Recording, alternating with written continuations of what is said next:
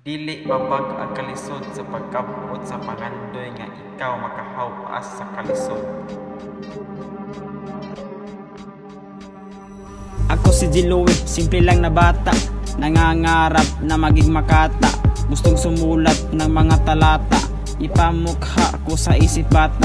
Silang babago sa aking kabanata, tatayo ako at ako'y lalaban.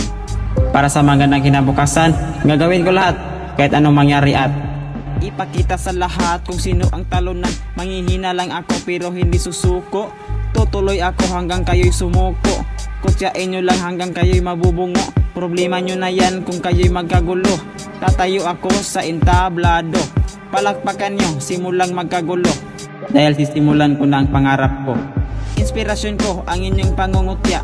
Ginawang lakas at hindi nagpabaya. Gagawin lahat para kayo'y mapahiya. Sino ba kayo para ako'y ipahiya? Bata lang ako na nangangarap na sana balang araw matupad pangarap.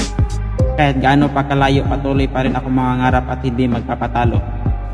Tatayo sa harapan at magrarap, matupad ang pangarap na kay sarap.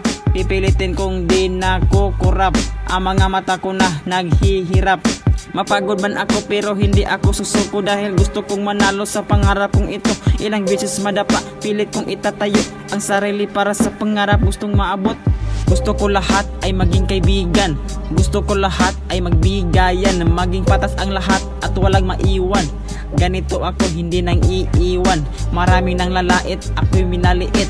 Kinaya ko lahat dahil gusto kong makamit ang mga pangarap ko na sa akin dumikit. At ngayon malapit na ko na tong makamit. Libreng mangandoy, ubanan sa pagbugi, pagsali o pag-ampo.